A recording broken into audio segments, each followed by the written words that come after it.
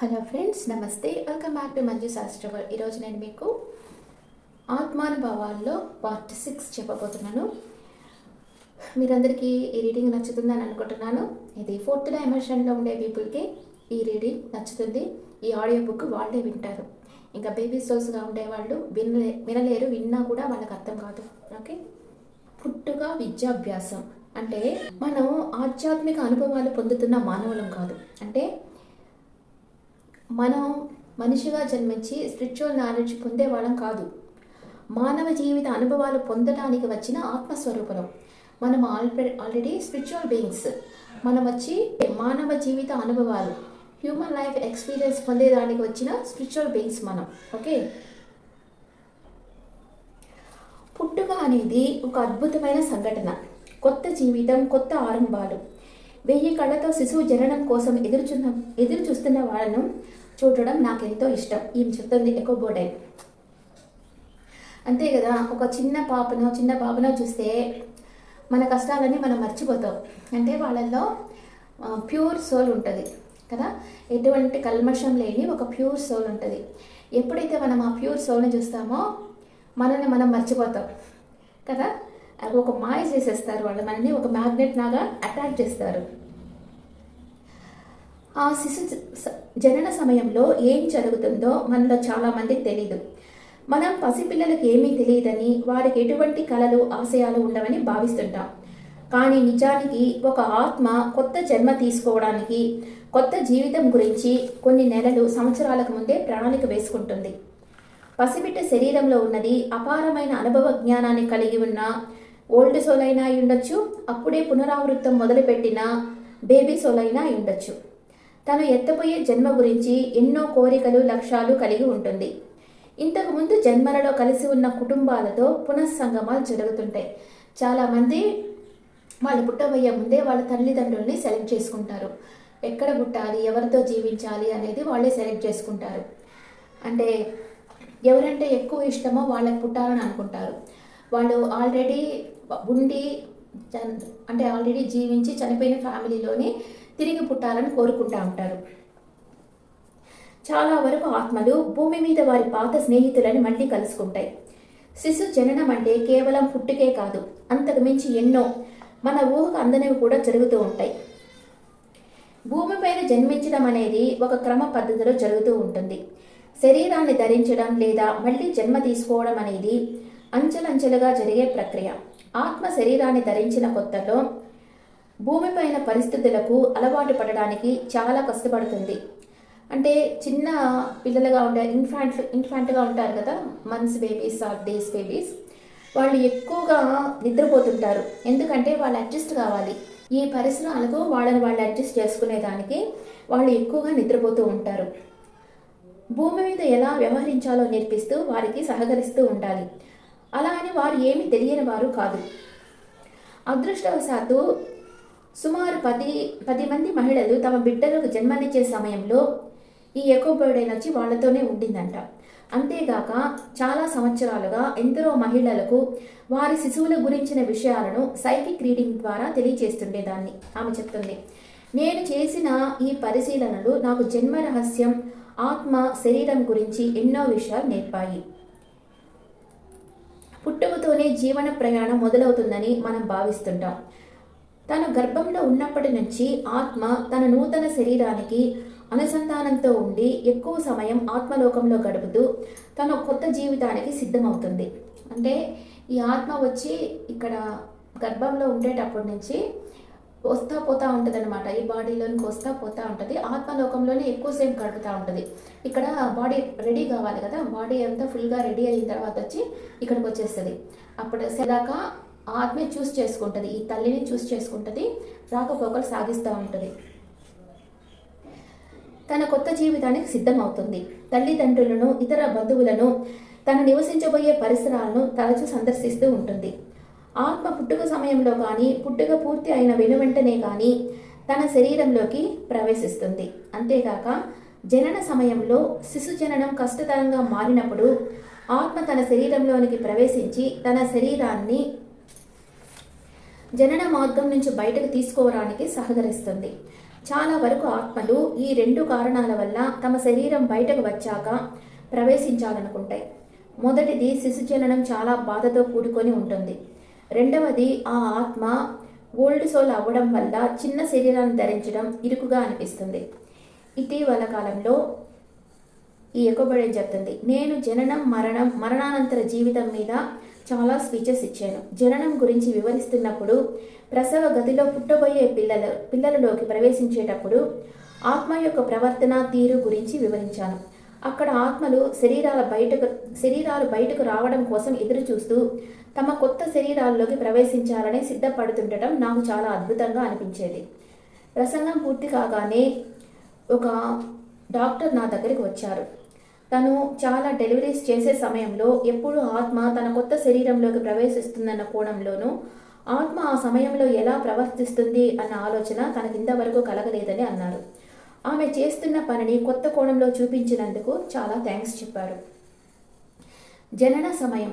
ప్రతి ఒక్కరూ శిశు జననం గురించి ఎంతో ఆతురతగా ఎదురు చూస్తుంటారు. ముఖ్యంగా 9వ నెలలో గర్భవతి అయిన స్త్రీ నిలబడలేక, కూర్చోలేక, నడవలేక, ఆయాసపడుతూ అసౌకర్యానికి గురైనప్పటికీ ఏమాత్రం విసుగు చెందకుండా ప్రసవానికి ఎదురు చూస్తూ ఉంటుంది. చుట్టాలు, స్నేహితులు తరచూ ఫోన్ చేసి అడుగుతూ ఉంటారు. ఆమె పై అధికారులు ఆమె ఎప్పుడు ఉద్యోగానికి తిరిగి వస్తుందో తెలుసుకోవడానికి కుతూహలపడుతూ ఉంటారు. బిడ్డ జననం తర్వాత స్నానానికి వస్తువులు, పసిపిల్లల పడకలు, పాల డబ్బాలు, వారు ధరించబోయే దుస్తులు అన్నీ సిద్ధంగా ఉంచుతారు. రోజులు గడుస్తుంటాయి. ప్రతి ఒక్కరి మనసులో ఒకే ప్రశ్న, శిశు జననం ఎప్పుడు జరగబోతుంది? పుట్టుక అనే అంశానికి ఎంతో ఇంపార్టెంట్ ఉంటుంది. పెద్ద వయసు వారుండి, అంటే ఆ కాలంలో మంత్రసారులు, పెద్ద వయసు వాళ్ళు ఉండి చేసేవాళ్ళు. ఈ కాలం అంతా డాక్టర్సే చేస్తున్నారు కదా డెలివరీస్ అంతా. ఎలా నొప్పులు ఎదుర్కోవాలో వివరిస్తుంటారు. తన గదిని శుభ్రపరిచి ప్రేమగా మాట్లాడుతూ మెట్లు ఎక్కి దిగమని చెప్తూ, చైనా వారి వంటలు, ఈ అమ్మాయి ఫారెనర్ కాబట్టి ఇట్లా చెప్తుంది, చైనా వారి వంటలు తినమని, వేడి నీళ్ళ స్నానాలు చేయమని, కొత్త రకాల కషాయాలు తాగిస్తూ ఉంటారు. అంటే కొంచెం మన ఇంట్లో గ్రాండ్ మదర్స్ అంతా ఇట్లా చెప్తూ ఉంటారు కదా, ఆ పరిస్థితుల్లో ఎట్లా మనం వేటిని ఎదుర్కోవాలి, ఎలాంటి ప్రాబ్లమ్స్ వస్తాయి, వాటిని ఎట్లా ఫేస్ చేయాలి అనేది చెప్తూ ఉంటారు. ఆత్మ భూమి మీదకు ఎప్పుడు రావడానికి సిద్ధంగా ఉంటే అప్పుడే వస్తుంది, అంతకన్నా ముందు రాదు. శిశు జననం మనం ప్రయత్నంతో కూడిన విషయం అని అనుకుంటూ ఉంటాం. కానీ నిజానికి శిశు జననం ఆ ఆత్మ శరీరంలోకి ప్రవేశించడానికి సిద్ధంగా ఉన్నప్పుడే జరుగుతుంది. గడువు దాటినప్పటికీ ముందే రావాలన్న ఆసక్తి శిశువు యొక్క ఆత్మకు ఏమాత్రం ఉండదు. ఆత్మ భూమి మీదకు గడువు కన్నా ముందే రావాలని తొందరపడినప్పుడు నెల తక్కువ శిశువులు జన్మించడం జరుగుతుంది. అంటే ఆత్మ చాలా ఇంట్రెస్ట్గా ఉన్నప్పుడు తొందరగా పుట్టేస్తుంటారు అనమాట. 7వ నెలలోనే పుట్టేస్తుంటారు. ఆత్మను సిద్ధంగా ఉన్నప్పుడు శిశువులు సరైన సమయానికే జన్మిస్తారు. తమకు పుట్టబోయే బిడ్డ గురించిన ఆత్మ పరిశీలన చేయమని, అంటే సైకిక్ రీడింగ్, అంటే ఈ అమ్మాయికి ఆత్మలతో మాట్లాడటం తెలుసు కాబట్టి ఒక ప్రెగ్నెంట్ లేడీ ఈ అమ్మాయి దగ్గరికి వస్తుంది అనమాట. నాకు పుట్టబోయే బిడ్డ ఆత్మతో మాట్లాడు, ఎలాంటి వాళ్ళు నాకు పుట్టబోతున్నారో చెప్పు అని అడుగుతుంది. అప్పుడు తన పురిటి నొప్పులు, ప్రసవం ఎలా జరగబోతున్నాయో కూడా చెప్పమని ఆ లేడీ అడుగుతుంది అనమాట. అంతేకాకుండా ఆమె పుట్టబోయే బిడ్డ రూపురేఖలు కూడా చెప్పమని అడుగుతుంది. ఈ అమ్మాయికి 3rd అయి ఉంటుంది. నేను నా దివ్య నేత్రంతో పుట్టబోయే వాడి ఆత్మను చూడగలిగాను. ఆ ఆత్మ తన ముందు వరుసలో పేర్చబడిన ఎన్నో పుస్తకాలను చదువుతుంది. భూమి మీదకు రావడానికి ఏమాత్రం తొందరపడుతున్నట్లుగా లేదు. తాను భూమిపైకి వచ్చిన తర్వాత ఎక్కువ కాలం ఉండబోతున్నాడని ఆ ఆత్మ నాతో అంది. తాను భూమిపైన జన్మించి చాలా యుగాలు గడిచినందున తనని తాను పుస్తకాల సహాయంతో సంసిద్ధపరచుకుంటుందని చెప్పింది. తాను చాలా ప్రశాంతమైన, నిదానమైన మనసు కలిగినదని, భూమి మీదకు వచ్చిన తర్వాత కూడా అలాగే ఉంటానని పుట్టబోయే బిడ్డ ఆత్మ నాతో చెప్పింది. అంతేకాక తనకి కాబోయే సోదరుడు తన రాకపై అనిశ్చింతంగా ఉన్నాడన్న విషయం తనకు తెలుసని, అతని ప్రవర్తనతో తనకు ఎటువంటి ఇబ్బంది లేదని హామీ ఇచ్చింది. తనకు కాబోయే తల్లి తన తండ్రిని పెళ్లి చేసుకోనందుకు బాధపడవద్దని, ఆవిడ త్వరలోనే ఒక వ్యక్తిని కలవబోతుందని, అతడిని తాను తండ్రిగా అంగీకరించడానికి సిద్ధంగా ఉన్నానని పిల్లవాడి ఆత్మ చెప్పింది. అంటే ఫారెన్లో అంతా, అంటే ఈ అమ్మాయికి ఫస్ట్ ప్రెగ్నెంట్ అయిపోతుంది ఇంకా మ్యారేజ్ కాకుండానే. కానీ ఆ వ్యక్తి ఈ అమ్మాయిని మ్యారేజ్ చేసుకోడు అనమాట. అందుకు ఆ అమ్మాయి బాధపడుతూ ఉంటుంది. దానికి ఆత్మ చెప్తుంది, ఇంకొక వ్యక్తి వస్తాడు ఆమె లైఫ్లోకి, ఆయన తండ్రిగా నేను అంగీకరించడానికి సిద్ధంగా ఉన్నానని ఆత్మ చెప్తుంది. ఇదంతా మనకి ఉంటుంది కదా ఇక్కడ ఇట్లాగంతా. పిల్లవాడి ఆత్మను నేను పురిటి నొప్పులు ప్రసవం గురించి అడిగినప్పుడు నన్ను వింతగా చూసి అదంత సులువుగా ఏమీ ఉండబోదని చెప్పింది. తాను చాలా పెద్ద ఆకారంతో రావాల్సిన సమయానికే బయటకు వస్తానని చెప్పింది. తాను తీసుకోబోయే జన్మ గురించి ఏమాత్రం ఆలోచించడం లేదని, భూమి మీదకు వచ్చాక ఆయనకు ఆత్మలోకం గురించిన విషయాలేవి గుర్తుండబోవని, ఆ సమయంలో కూడా తన జీవితాన్ని బాగానే జీవించగలనని చెప్పింది. తాను రావడానికి ఇంకా 4 వారాల సమయం ఉందని చెప్పి సంభాషణ ముగించింది. ఆ 3 వారాల్లో వైద్యులు నొప్పులు రావడానికి ఎన్నో మందులు ఇచ్చారు. కానీ ఏమాత్రం ప్రయోజనం లేకపోయింది. అతడు జన్మించి సంవత్సరాలు గడిచినప్పటికీ అతని రూపురేఖలన్నీ నేను ఆ రోజున పరిశీలనలో తెలిపిన విధంగానే ఉన్నాయని ఆ తల్లి తెలిపింది. నేను ఎన్నో ప్రసవాలు జరుగుతున్నప్పుడు చూశాను. చాలా సందర్భాలలో ఆత్మ ప్రసవ గదిలోనే నుంచొని తన శరీరం భూమి మీదకు రావడాన్ని గమనిస్తుంది. 2 సార్లు ఆత్మ తన సంరక్షక దేవదూత అంటే గార్డియన్ ఏంజల్తో చర్చించడం చూశాను. వారి సంభాషణ నాకేం వినపడలేదు. కానీ ఒకానొక సందర్భంలో మాత్రం ఆత్మ తన శరీరంలోకి ప్రవేశించే ముందు దేవదూతతో తనని సన్మార్గంలో ఉంచమని అడిగింది. కొన్నిసార్లు ప్రసవ సమయంలో ఆత్మ అక్కడే ఉండేది కాదు. శిశు జననం కాగానే గాలిలో తేలుతూ వచ్చి శరీరంలోకి ప్రవేశించేది. కొన్ని క్లిష్టమైన ప్రసవ సమయాల్లో ఆత్మ తన తల్లి గర్భంలోకి ప్రవేశించేది. తన శరీరాన్ని బయటకు లాగడానికి సహాయపడేది. నా మేనల్లుడు పుట్టబోయే కొంత సమయం ముందు నర్సు వచ్చి మా వదిన శిశువుకు జన్మనివ్వడానికి సమయం పడుతుందని చెప్పించాను. అంటే ఈ అమ్మాయి ఎక్కబోడైన వాళ్ళ వదిన ఈ అమ్మాయిని పిలుస్తుంది. ఆ అమ్మాయి డెలివరీ టైంలో ఈ అమ్మాయిని వచ్చి కొంచెం నా పక్క నుండి నువ్వు ఉంటే నాకు ధైర్యంగా ఉంటుంది అని చెప్తుంది. ఎక్కడి నుంచో ఒకానొక మొగ గొంతు బయటకు చూడు అని అనడం వినిపించింది. వెంటనే ఒకానొక ఆత్మ నా వెనుక నుంచి వదిన శరీరంలోకి చొరబడడం గమనించాను. ఆమె శరీరం కంపించింది. తన శరీరంలో ఏదో కదలిక మొదలైందని వెంటనే నర్సుని పిలుచుకురమ్మని మా వదిన కోరింది. నర్సు నాతో ఇంత త్వరగా శిశు జననం జరిగే అవకాశమే లేదని అన్నారు. అయినా ఒకసారి వచ్చి మా వదినని పరిశీలించమని నర్సును కోరాను. మేము వచ్చి చూసేసరికి శిశువు జన్మించడానికి సిద్ధంగా ఉంది. అందరూ ఆశ్చర్యానికి గురయ్యారు. అరగంటలో బ్లేకీ జన్మించాడు. అబ్బాయి పేరు బ్లేకీ. కొన్ని రోజుల తర్వాత ఒకానొక ఆసక్తికరమైన విషయం జరిగింది. బ్లేకీ గుక్క తిప్పుకోకుండా ఏడ్వసాగాడు. మేమంతా ఎంత ఓదార్చడానికి ప్రయత్నించినప్పటికీ లాభం లేకపోయింది. నర్సు మా వదినకు కాస్త విశ్రాంతినిద్దామని పిల్లవాడిని శిశు సంక్షేమ శిబిరానికి తీసుకొని వెళ్ళింది. నాకు బ్లేకీ ఆత్మతో సంభాషించి తనకేం కావాలో తెలుసుకోవాలన్న ఆలోచన వచ్చింది. నేను శిశు సంక్షేమ శిబిరానికి వెళ్ళి కిటికీ ముందు నించున్నాను. నా స్పిరిట్ గైడ్స్ జాన్ ప్రత్యక్షమై అతని డానియల్ అని పిలువు, అతడి ఆత్మ ఆ పేరుతో పిలిపించుకోవడానికి అలవాటు పడింది అని చెప్పారు. నేను టెలిపతితో అతని డానియల్ అని పిలిచి అతడికి ఏమైనా సహాయం చేయగలనేమో అని అడిగాను. అతడికి ఈ ప్రపంచంలో ఉండాలి అంటే చాలా భయంగా ఉందని, తిరిగి వెళ్ళిపోవాలని ఉందని అన్నాడు. అప్పుడు నా గైడ్ జాన్ అతడికి బిగ్గరగా ఏడవమని, సమయం గడిచే కొద్దీ అంతా చక్కబడుతుందని చెప్పారు. ఆ పసిపిల్లవాడు గట్టిగా 1 గంట సేపు బాగా ఏడ్చి చివరకు నిద్రలోకి జారుకున్నాడు. అతడు పుట్టిన కొన్ని వారాలలోనే నేను అతడు ఎత్తుకున్నప్పుడల్లా తన కళ్ళల్లోకి చూస్తూ డానియల్ అని పిలిచి భూమిపైన కొత్త జీవితానికి అతడికి స్వాగతం చెప్పేదాన్ని. నిశిత దృష్టి కలిగిన అతడు చిన్న కళ్ళతో తన కళ్ళల్లోకి తదేకంగా చూస్తూ నాకు కృతజ్ఞతలు తెలుపుతుండేవాడు. జీవితం అంటే కేవలం ఒకానొక జన్మ తర్వాత ఇంకో జన్మ తీసుకోవడం కాదు. ఒకానొక జన్మని మించి ఇంకో జన్మ తీసుకోవడం. ఈ జన్మలో మీరు నేర్చుకున్న దానికంటే ఇంకా ఎక్కువ నేర్చుకోవాలనే ఇంటెన్షన్తో పుట్టడం అన్నమాట. ఇంకొక జన్మ తీసుకోవడం అంటే ఆత్మ పరిధిలో భూమిపైన జన్మించడం అంటే పాఠశాలకు తిరిగి వెళ్ళడం అని అర్థం. మనల్ని మనం అత్యున్నతంగా తీర్చిదిద్దుకోవడానికి ఆ పరమాత్మచే మనం అంతులేని శక్తి సామర్థ్యాలతో సృష్టించబడ్డాం. ఆ పరమాత్మ మనము ఒకటేనన్న విషయాన్ని గ్రహించడమే మన జన్మ యొక్క ఉద్దేశం. మనలను మన తోటి వారిని అమితంగా ప్రేమించడం నేర్చుకోవాలి. మనం ఆ పరమాత్మను చేరుకోవాలంటే ఆయనకు ఉన్న అపారమైన జ్ఞానాన్ని, కరుణను, అవగాహనను అలవర్చుకోవాలి. అవన్నీ జన్మజన్మల అనుభవ జ్ఞానంతోనే మనకు లభిస్తాయి. మనం తరచూ స్పిరిచువల్లీ ఎన్లైటెడ్ అన్న పదాన్ని వింటూనే ఉంటాం. అపారమైన జన్మ పరంపరల ద్వారా ఆ శక్తి లభిస్తుంది. ఆ శక్తిని కలిగిన వ్యక్తి భూమిపైన జరిగేదంతా జ్ఞాన సమపార్జన కోసమే అన్న ఎరుకతో ఉంటాడు. ఒక్క జన్మలోనే మనం అత్యున్నతమైన శిఖరాలను అధిరోహించలేం.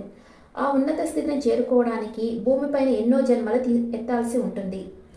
జ్ఞాన సముపార్జనకు ప్రణాళిక పునరపి జననం.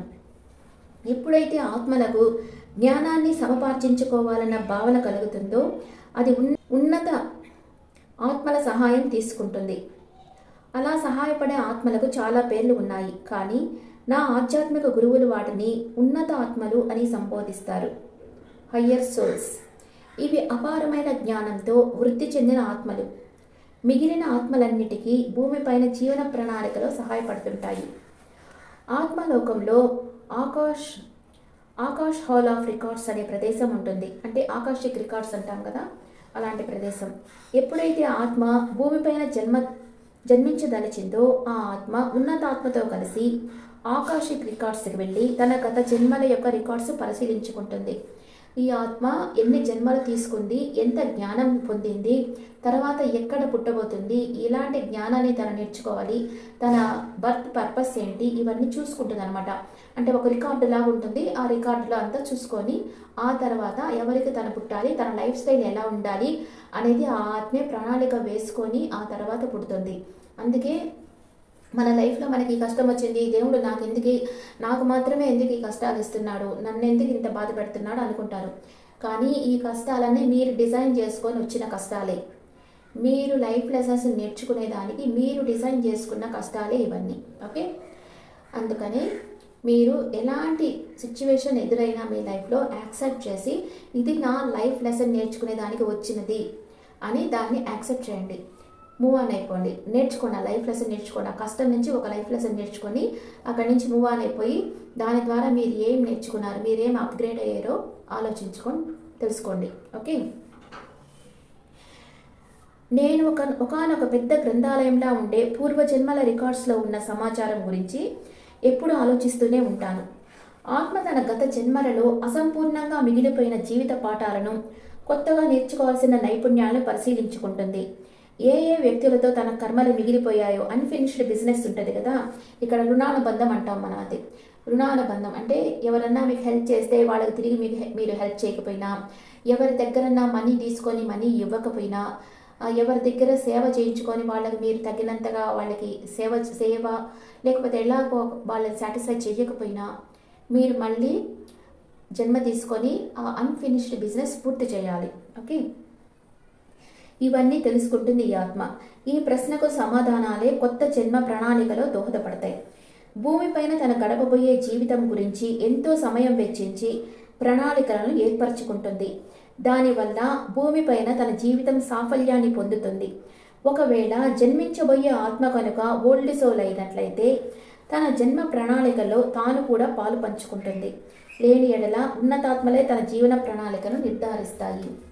అంటే ఈ రికార్డ్స్ దగ్గరికి వెళ్తే ఆ ఓల్డ్ సోల్ అయితే తన లైఫ్ ఇలా ఉండాలి డిజైన్ చేసుకుంటుంది. అదే న్యూ సోల్ అయితే తనకు తెలియదు కదా, అందుకే ఉన్నతాత్మలు సహాయపడతాయి ఆ న్యూ సోల్కి. భూమిపైన జన్మించడం జ్ఞానాన్ని సముపార్జించడం కోసమే అయితే మనం ఈ క్రింది అనుభవ పాఠాలు నేర్చుకోవాలి. బాధ్యత గల కుటుంబంలో కానీ బాధ్యత రహిత కుటుంబంలో కానీ జీవించడం. 2, ప్రేమించడం, ప్రేమను స్వీకరించడం లేదా ఒక్కోసారి రెండింటినీ నేర్చుకోవడం. ఎవరికైతే గత జన్మలో హాని తలపెట్టేమో వారితో కలిసి జన్మించి తప్పును సరిదిద్దుకోవడం. గత జన్మంలో మనం ఇతరులకు చేసిన హానికి పరిహారం చెల్లించడం. ఎలా సంభాషించాలో నేర్చుకోవడం. ధనవంతుడిగానో పేదవాడిగానో జీవించి ధనం విలువ తెలుసుకోవడం. విద్యను అభ్యసించడం. మంచి ఉద్యోగాన్ని కానీ జీవనోపాధిని కానీ సంపాదించడం. ఒక వర్ణంలో పుట్టి ఒకానొక మతాన్ని తెగను అవలంబించడం. కళను, ప్రతిభను, సృజనాత్మకతను అనుభూతి చెందడం. లోపాలను అధిగమించడం. భయాలను ఎదుర్కోవడం.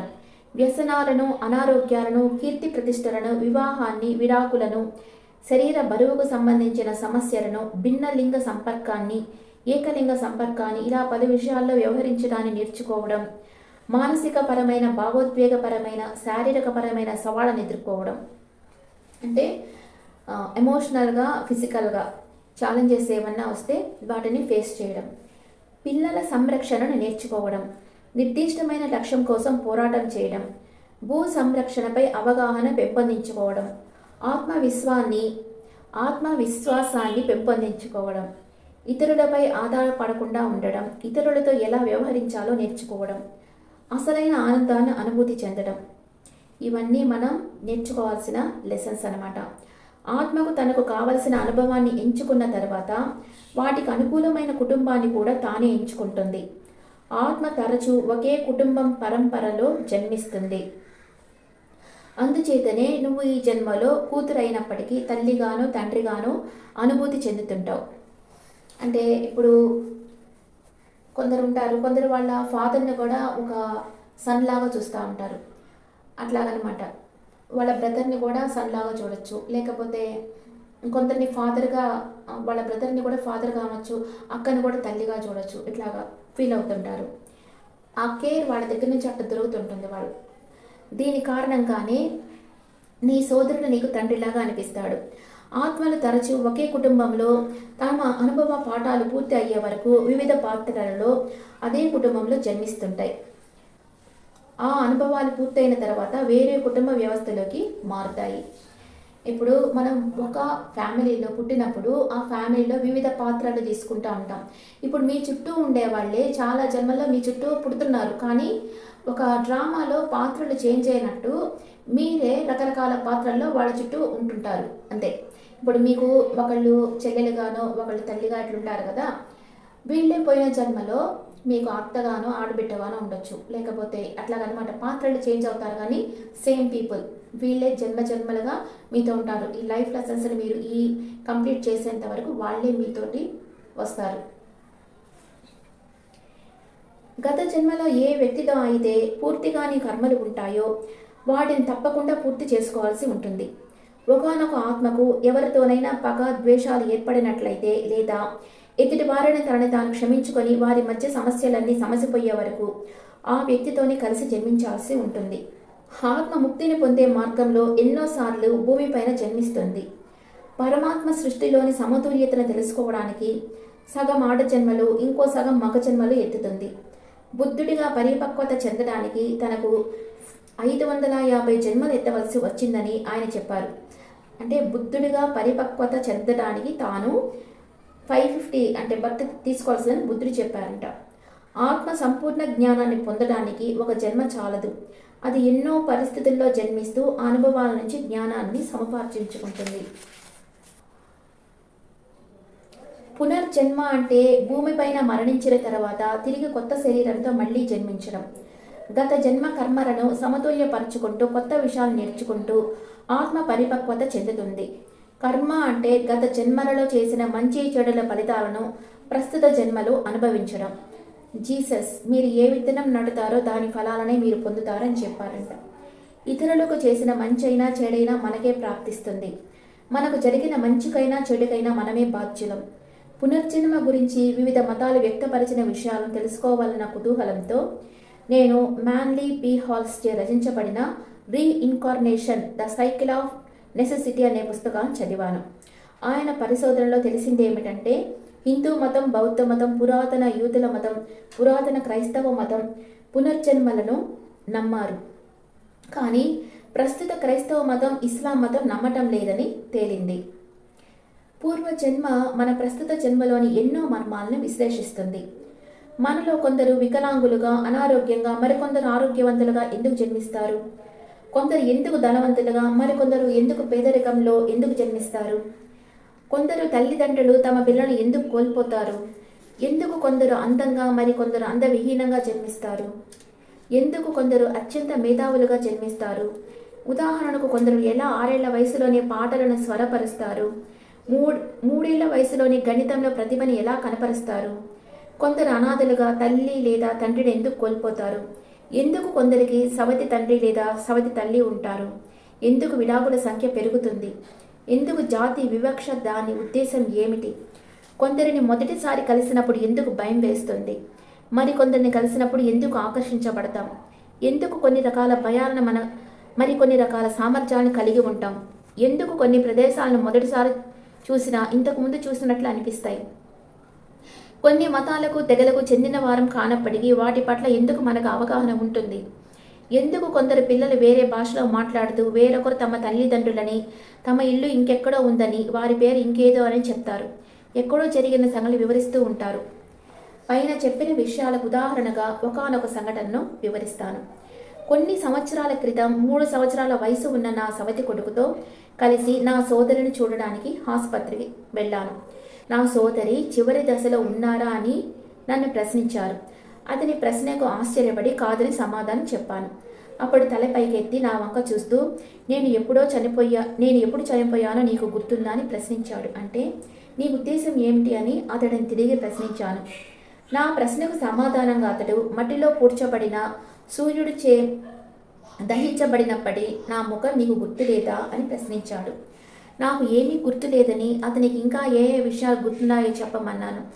ఇంకేమీ గుర్తులేవని చెప్పాడు. 2 కారణాల వల్ల నా మతి స్తంభించిపోయింది. మొదటిది పూడ్చడం, దహించడం అన్న మాటలు 3 ఏళ్ల వయసు వాడికి చాలా పెద్దవి. రెండవది, వాడి తండ్రి దగ్గర నుంచి పిల్లవాడిని నేను ఎప్పుడు నా దగ్గరికి తీసుకువచ్చినా నా సంరక్షణలో వాడు చనిపోతాడేమోనన్న భయం కలుగుతుండేది. నేను భయపడినదంతా క్రిందటి జన్మలోనే జరిగిపోయిందన్న విషయం నాకు తెలీదు. నాకు ప్రస్తుతం ఆ విషయాలు గుర్తు లేకపోయినా నా లోపల బలంగా నాటుకుపోయాయి. ఇక్కడ ప్యాట్ అంటే ఫ్యాట్ వాళ్ళ పేర్లు అనమాట, అబ్బాయి పేరు. ప్యాట్ చెప్పిన విషయం వల్ల నాకు తన తల్లికి మధ్య జరిగే గొడవలకు కారణం తెలిసింది.